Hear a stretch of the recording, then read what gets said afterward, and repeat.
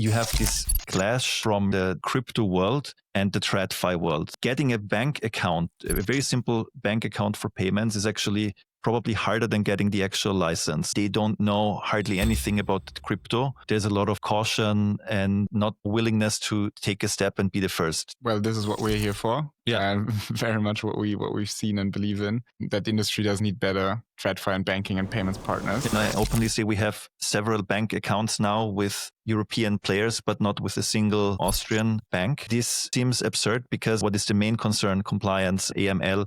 We're literally held accountable by the same standards than banks. Even if you have just crypto in the name of your company, you basically will not get a bank account or be able to become a customer with many companies. So that's definitely something that should change. So speed is key, but also, as you said, execution is key compared to, I would say, more this middle European, Germanic way of let's first do a proper plan. And if everything is planned out, then we start working. You can argue what is better, what is not. I think fact is we managed to build up the company, get it licensed and live within 1 year.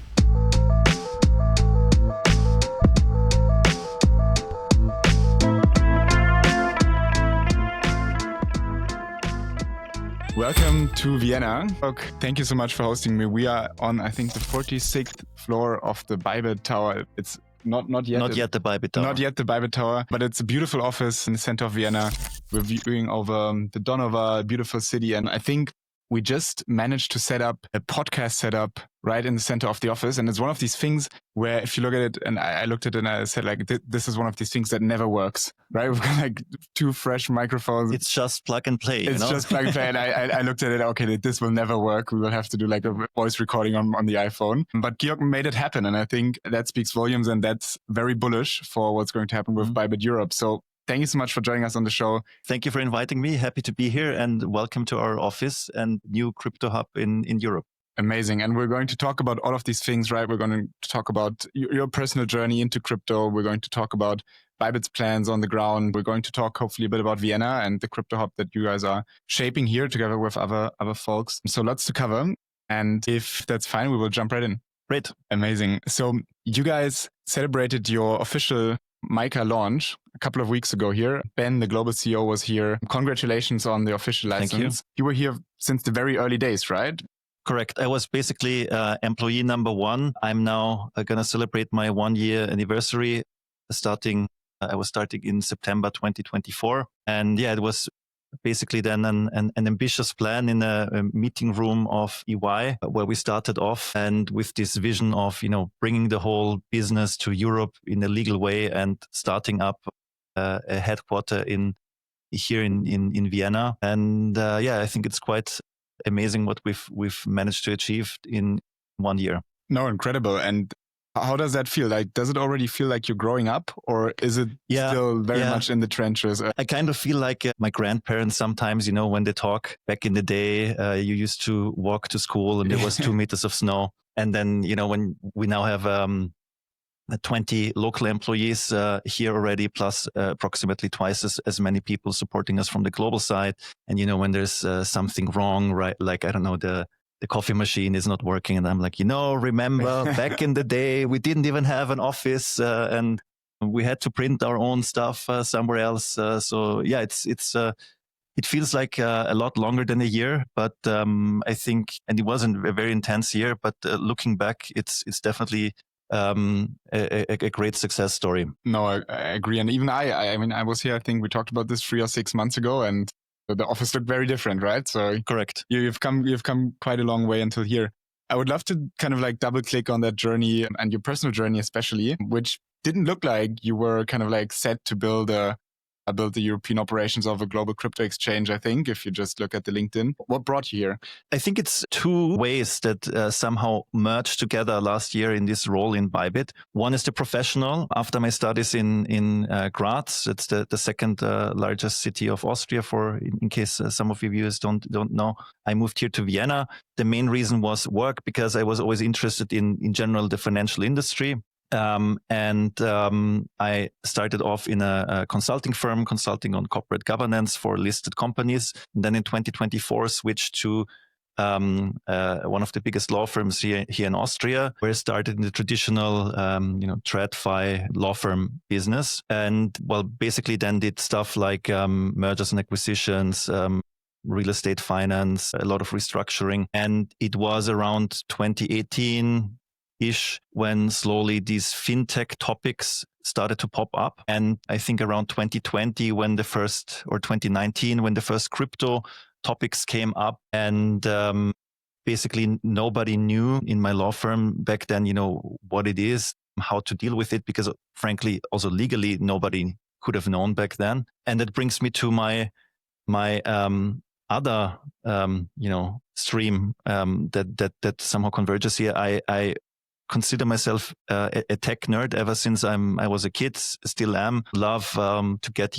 engulfed in new technology and play around with tech. And one of my best friends, who is very similar in that regard, in 2012, the first time introduced to me crypto. Back then it was literally just Bitcoin.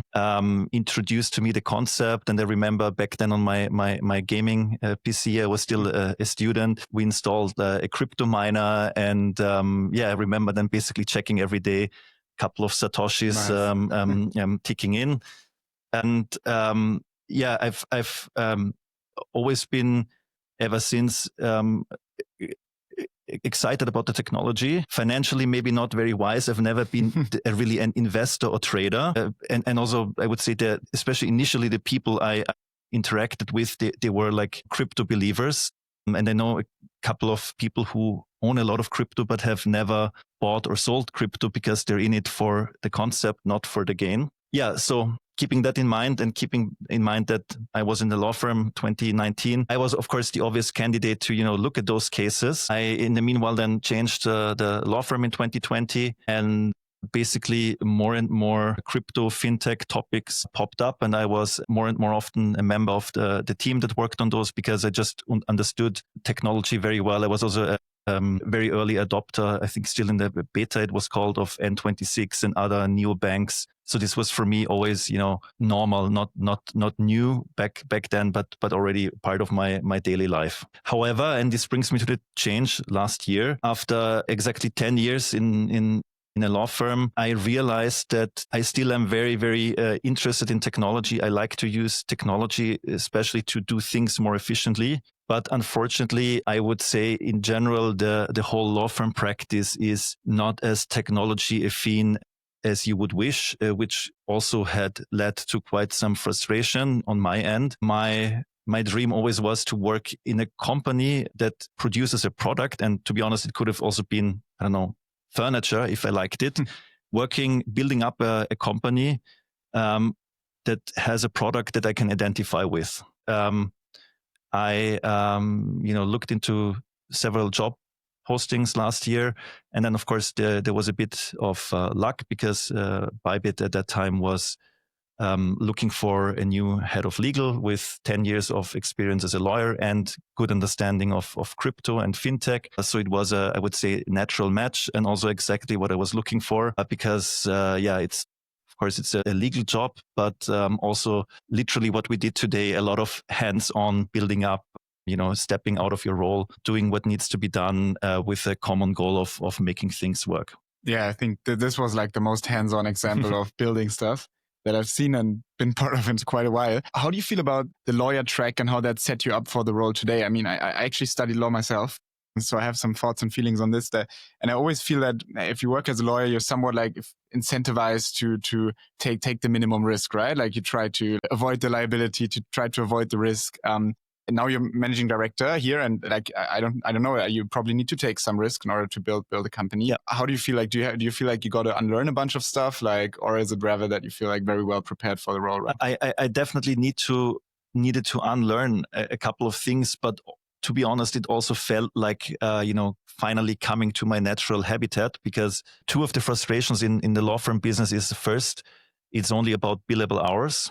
It's not about efficiency. It's not about, it is about quality, but everybody expects a level of quality, and then there's no desire and no urge to innovate in any further way. Secondly, very often I remember, for example, advising banks on terms and conditions, regulatory stuff, and then just seeing things that could be improved very easily. For example, a UI flow. And very often I got the feedback, we're not tasked to do this. We don't care about this. And that's not my personality. As you have literally seen today, I'm a hands-on person, and I'm also willing to, help where needed. But very often this led to frustration, especially where I, would have to look over an obvious problem because we were not tasked and ultimately paid for this.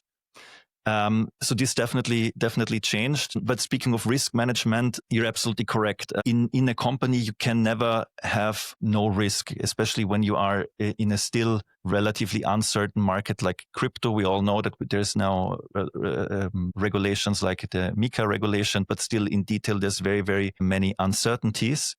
So a lot of the daily life is identifying risks, assessing how often will they occur, what's the impact, and then deciding how to deal with them. So for example, if it's a risk, which I think one of the biggest risks, for example, would be something that could endanger the safety of the assets. That's of course something you need to deal with immediately with the highest priority. But we also have cases, where it may be somebody may complain about a way because it's not been clear how to describe certain things. Then you would say, okay, then we have to take this risk because there's literally no way to run a completely risk-free business. And if you think about the opportunity at hand, you see the job posting, and this must have felt like a pretty big personal risk as well, right? Taking that leap.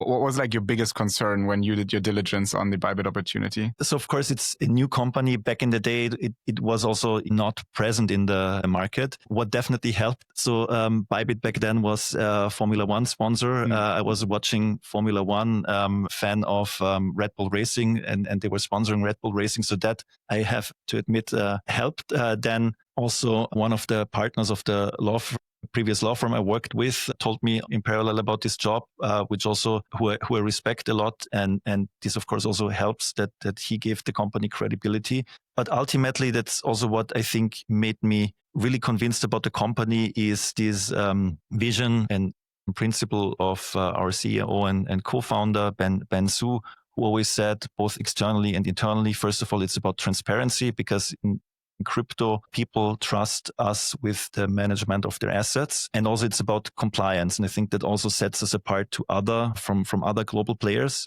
We had a lot of heated discussions, and I think this was a very, very, not an easy decision for the global leadership to make, but I think the right decision. We, in my opinion, always took the decision, let's take the route where the regulatory and legal risk is the lowest, because we may not be the fastest with this, or the first, let's put it that way, with this strategy. But on the long run, we believe that this will help us be more established and more trusted in the European market. It's interesting that you put like this idea of transparency front and center. I remember, obviously, you guys were part of a big hack earlier this year. And I remember that I think the response to the reaction that Ben displayed on Twitter and social media was really positive, right? And I think specifically people said, okay, this was like a really transparent approach to handling such an incident. What are other examples of how he drives that culture internally? Like how do you handle transparency? What does that mean? I mean, if you literally look around, and also here you see the crypto hub. This is a concept which we have globally. In other countries, it's called the crypto arc. And basically one of the principles is we don't want to hide in a global cloud organization. We have offices where most of our staff also works. And in these crypto hubs, we invite customers, we invite partners, but also in the broader sense, like in this example, people from media organization, cultural organizations for events, or in the case of customers, just to visit us. I also experienced in which I think was very impressive, one event for VIP customers where Ben himself had a Q&A and also asked for feedback. And one of the customers gave a feedback. It was basically a very specific detail on the trading view. And he took that, and on the next day, he already said it's being implemented and will be live on Monday. So I think it's this, we are not hiding. We are not hiding behind our products. There's also sometimes things that do not work out perfectly. We're also not hiding behind those issues. We are always there to be approached. We're always open for feedback. And this is going through all offices, through all levels of leadership. And yeah, I think this is something, especially in crypto, and especially with this step of, an overseas company stepping into Europe, something that's also needed, and where the feedback so far was very positive. Yeah, how does that feel in the day-to-day? I did a podcast episode with the guys at KuCoin, right? Christian Oliver, who lead the kind of like European KuCoin operations. And they said like, look, Freddie, obviously you have this amazing global platform and the liquidity, the distribution, the brand that comes with that. But at the same time, for sure, there are cultural barriers, there are challenges, and you really need to be super mindful in how you manage that in order to make it a success and to be effective. What has your experience been so far, kind of like working with the much larger offshore mother organization? Yeah, so first of all, of course, we are a very international organization, not just globally. Also here, if I think in the Vienna office, we have now people from Austria, from Serbia, from Sweden, from Ireland, from Slovakia. So just this small bunch of people already is from many different countries, and it's even more pronounced in the global organizations. And sometimes you see, there's just different ways how to approach tasks, how to approach communication, how to deal with problems. And that, of course, sometimes leads to tension. But yeah, I think this is just a normal thing that will occur in every global organization. What's the biggest difference between how Asian teams operate and how European teams operate? Difficult to say. I think what's definitely one thing that sets us apart, and especially for the customer, is a good thing. Sometimes for the team, it's stressful. It's that speed is key. This example of, implementing a feature within a day over a weekend, that's a great thing. And I would also argue that many financial players here in Austria would not be capable of doing this. But of course, if then there's an emergency call on a Saturday afternoon, that's not always met with a lot of joy by everyone. It's interesting. I have a friend who recently raised a round, and he had term sheets from some of the best US American funds and some of the best Asian funds. And he picked the Asian one, and I asked him why. He said, Freddie, yeah, like they have the most, they rank top on genuine intensity. And I like that because I think with the Americans, they always talk about their work. I think Europe does not compete, unfortunately, on intensity usually, but the Americans, they try to compete. But I think the Asian teams, sometimes you have to feel, okay, like they are relentless, right? They are not just talking. It's not just signaling. It's really true relentless intensity, right? That's definitely, I said speed is key, but also, as you said, execution is key compared to, I would say, more this, middle European Germanic way of let's first do a proper plan. And if everything is planned out, then we start working. That's definitely different here. And as I said, I mean, you can argue what is better, what is not. I think fact is we managed to build up the company, get it licensed and live within 1 year. It has worked. That's definitely something you could conclude. Another topic, of course, is, and that's also sometimes challenging, and I think also that's exciting for me as somebody who's coming from the TradFi world and now again in the crypto world, that you have this clash very often from the crypto world and the TradFi world. So also, I think this is probably among the crypto players very non-controversial, but getting a bank account, a very simple bank account for payments, is actually probably harder than getting the actual license. And you see that even if you talk with like medium-sized banks, that they don't know hardly anything about crypto. Then, of course, if you talk about the numbers, for example, our trading volume is in spot 5 billion a day and around 40 billion in derivatives. They get big eyes and are interested, but ultimately you see that there's a lot of caution and not willingness to take a step and be the first. Well, this is what we're here for. Yeah, very much what we've seen and believe in. That the industry does need better TradFi and banking and payments partners. Yeah. I wanted to double click because what you want to do is not just kind of like replicate the global Bybit model, but you want to go deep, right? You want to go local.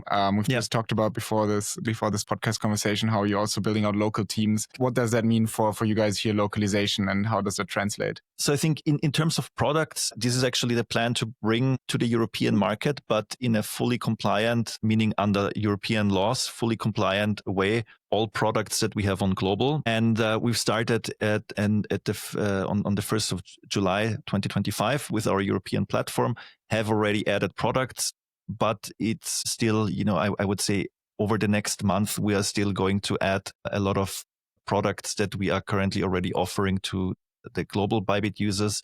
But as I said, compliance first, that just takes some time to bring them to the market here in a fully compliant way. So the products as such will not differ as much. It's more how we deal with customers, how we deal with communities. So Bybit is and will be a global brand, but there's the strong commitment to engage with local communities, to participate in local events, have customer support in all European languages.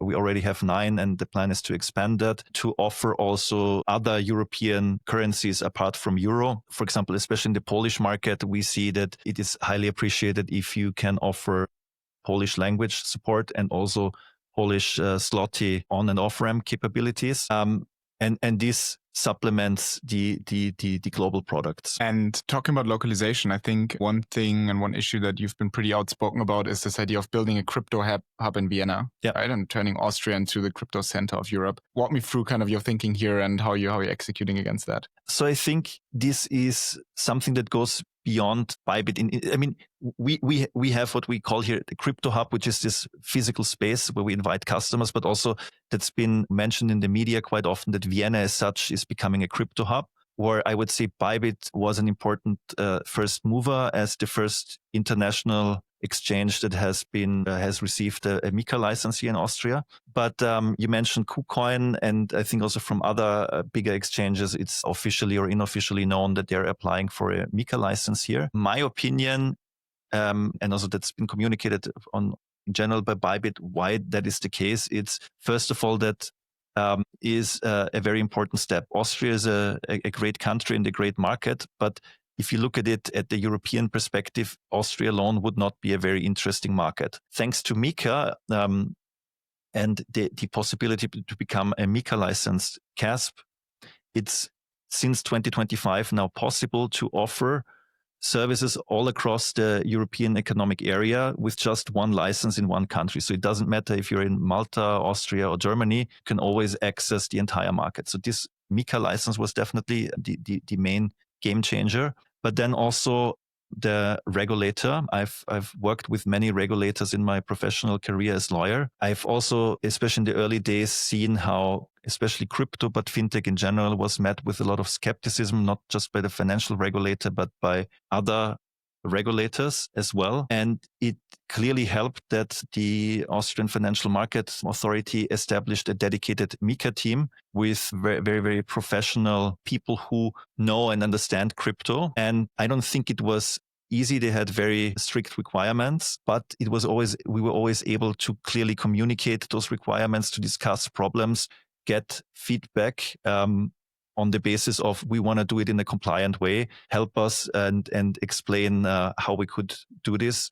On this basis, it definitely helped. And also the story is that back in 2024, our CEO Ben decided actually after a meeting with the FMA that he wanted to build up the headquarters here and not in the other European country, because the level of professional communication with them convinced him to make this big step. They've also hired a bunch of people from industry, right? Correct. The former Bitpanda folks working on these projects, yeah. right? Yeah, and it shows, and I mean, I think it's also not now stepping out of the role of a crypto company, but from the role of the Austrian state. It also makes sense because those products are complicated, and if you don't understand them, you can't regulate them. And now with MiCA, you also can't avoid that they will be offered here. So the approach is, let's show interested players who are committing to provide services in a compliant way, a way how to do that. And that's what we did. And congratulations on the time scale, right? I think getting a license in less than a year is pretty impressive. Also, frankly, outpacing competitors. What made you that fast? Like, what were the keys to getting that done? Yeah, so it's definitely the mentality. As I said, I still remember like the first day in September 2024 in a meeting room, with not even the company was yet registered in the company's register, no office, but everybody was sure we're going to get this license as soon as possible. And basically, no excuses, just we're going to do it. And of course, there were, I wouldn't say setbacks, but things that then turned out to be more complicated, or also things that raised some additional questions. Right in the middle of the licensing process, the global hack happened, which on paper did not affect Bybit EU at all, because also that's, I think, something very important to underline. Under MiCA, we are required, as is the case with other MiCA players, to have a completely separate wallet infrastructure. But of course, something like this cannot go without questions from the Austrian regulators and other regulators. So that definitely took some additional time. Overall, I think the commitment by everybody to make it work helped. Would you say you're now like completely overbuilt on InfoSec and security? Do you feel you've been held to higher standards due to that episode, or what was the takeaway? So we were always committed to having the highest standards. Of course, you always learn from these things. It was also identified, there was very transparently communicated the reasons that this was not something that happened in Bybit, but through a third party that we engaged. And of course, we made sure that something like this can never happen. But also, I think in general, in the IT world, and especially in the crypto world, technology is evolving, and so are angles of attack. So, it's not that you design a wallet infrastructure and then, you forget about it. It's a constant evaluation of new trends, but also new risks. You just mentioned it, and client asset safeguarding is kind of like, post FTX, but also post the hack you guys experienced specifically, kind of like the big thing, and heavily regulated in MiCA as well. What are the things you're doing here to make sure you're top of the pack? Bybit the global organization, was one who has always had published proof of reserves to have proof that something like FTX cannot happen with Bybit. And basically that a similar concept is now codified in MiCA, meaning all your client assets need to be, both fiat currencies as well as cryptocurrencies, need to be safeguarded one-to-one in a separate wallet or account. So basically, if you will, we're not top of the pack anymore, because what we did for a long time has now become the standard. And that's also, again, stepping out of the role of Bybit just as in the shoes of a consumer. I think it's now very good that if you are new to crypto, if you want to invest into crypto, by investing or becoming the client of a MiCA regulated CASP, you know that your assets have to be there. And that's also one of the things that is, of course, in the license process, one of the core topics. Technology-wise, I of course cannot disclose details, but it's we've dedicated people who make sure that both technology-wise as well as IT risk in general, the clients are safeguarded to the highest possible standard. Kind of circling back and wrapping up the Vienna and Austria as a crypto center notion. I think if you now look to the States, I think you see that there are no limits to how aggressive an administration, a government can be to kind of like make sure a country wins crypto and wins this industry.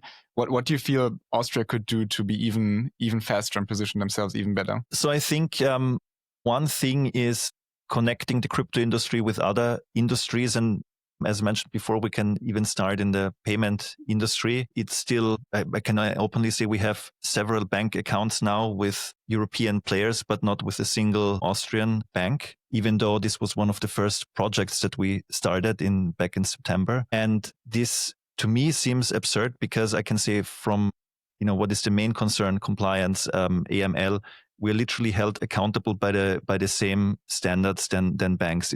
There's one AML law. It's called the FMGWG, and it applies equally to crypto companies as to banks. But still, I feel, even if you have just crypto in the name of your company, even if you're not, if you're just a technology company, you basically will not get a bank account or be able to become a customer with many companies. And while maybe in the past there have been reasons for this, but definitely not for regulated companies. So that's definitely something that should change. And I think the other important point for Austria is, it would of course be great to think about ways how to capitalize crypto. I think Vienna a couple of years ago already had a public token, which basically was rewarded when you were using public transportation. The great thing about crypto is there's regulated players, but creating a crypto project, you don't need to be regulated. And of course, you need to have some tech understanding, but for many things, there's also a good basis to build on, like established blockchains. So that would, of course, be great. Finding suitable use cases beyond meme coins and the traditional stuff that everybody's trading. Yeah, and there's also definitely one of the things where we are looking into partnerships with universities, public sector, because we know we want to inspire people and organizations to capitalize the technology, because that's in the long run also our business.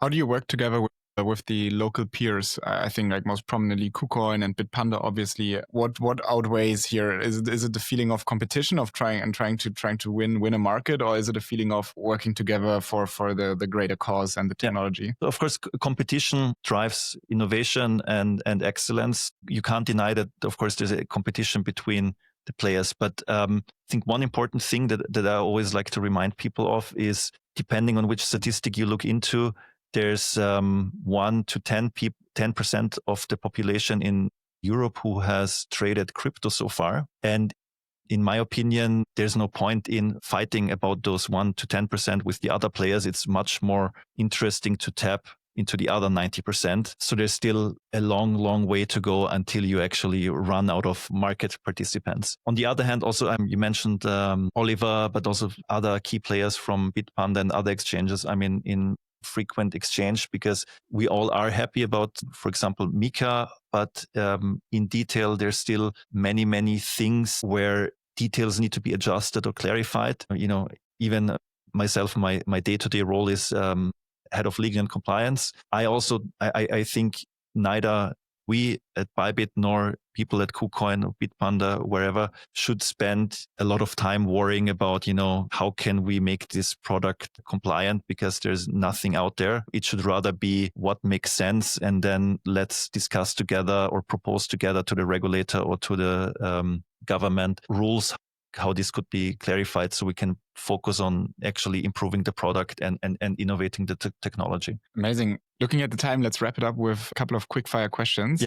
Where I just have these kind of short questions. You give me a short answer and we take it from them. Does that make sense? Awesome. Where in Europe, if not Vienna? France. Seems to be the second choice, right? Or some would say the other good choice. One piece of regulation you'd change tomorrow? MiCA, in the details of MiCA. Which one specifically? Setting out various details. I think this would be way beyond quick questions. But as I said, clarifying stuff that takes up way too much time in all legal and compliance departments currently. Can you give us one example for the industry? Like, what do you think is not clear enough? There's many things, for example, how white papers are done. One topic that's literally on our table now, liquid staking token, for example, is a big question. Is it an asset reference token? Is it a derivative? Is it an alternative investment fund? And it's not really clear under MiCA. That's a good example, liquid staking token. On the flip side, what's your favorite thing about MiCA? The favorite thing is that via one license, I can tap into the entire European market. And finally, what's something you changed your mind on recently? There's so many things happening. I was always, what is considered a hodler. I don't like selling, especially, I can admit I'm especially a Bitcoin fan, but it is actually quite handy to have a credit card like the Bybit card where you can directly use it if needed. Amazing. So stay tuned for that. Georg, thank you so much for joining us on the show. This was lots of fun. Thank you very much. I appreciate you taking the time. To everyone who listened, we do this every week, as you guys know. So see you soon. Thank you. Goodbye.